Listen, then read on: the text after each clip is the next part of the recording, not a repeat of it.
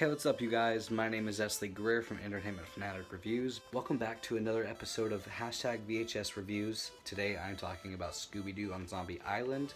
It had a very big impact on me growing up, and it was very nostalgic watching it, but what are my thoughts on it? I don't know. Find out. So going into this review, I know that this was going to be very nostalgic because this was probably my most watched Scooby-Doo film growing up.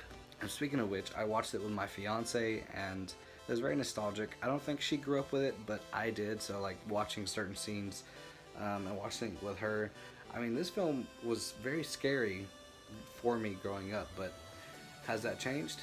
Yeah, it has, but still sent a little bit of a shiver down my spine. And the reason why I haven't worn any Scooby-Doo shirts for any of these reviews is because she stole my shirt. So blame her for that. I'm just playing. I love you, but anyways, so as always, I talk about the plot, story, and direction. So to me, growing up, it was a very terrifying tale, and one that you need to know nothing about going into it, because it is a very unique story, especially for a Scooby-Doo tale, because this actually deals with real monsters, sort of like the films do. The imagery and the music alone is a selling point for me, because some of the imagery and the music growing up was very, very terrifying, which I'll show a clip of it here in a second.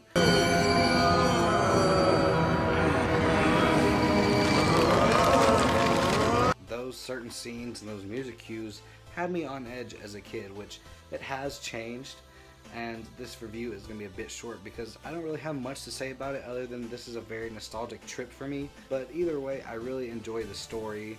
I'm not going to get too much into it because if you haven't watched it already, it's one that you really need to watch, because even the animation for the 90s, like, it suited the time that this came out. So for plot, story, and direction, I'm going to go 4.25 out of 5. So on to the animation, which this was a really nice time for Scooby-Doo films, particularly, you know, the animated ones, because they didn't come out with the live action ones yet until like 2002. So this one was 3 or 4 years away from that film, and the feel of the animation suited this story and the time that this came out very well, because it was '98 and it was a bit updated than it was in the original, but it really had elements of the original series, but it still kept it fresh and new and up to date, which I really enjoyed that. So it's pretty much spot on for the time, and it still holds up really well.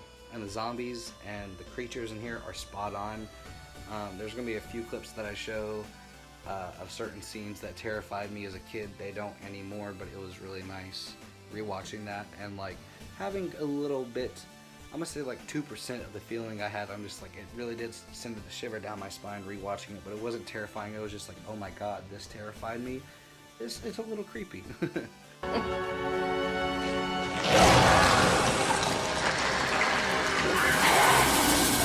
And it really does have some nice animation and imagery. It is still a little creepy, but it doesn't, you know, scare you or anything, but it still holds up really nice. So for the animation, I'm going to go to 4.75 out of 5. It really is top notch, and it kept up to date with the timeline. I have more to say on the sequel, which I can't wait to talk about because it is very, very different.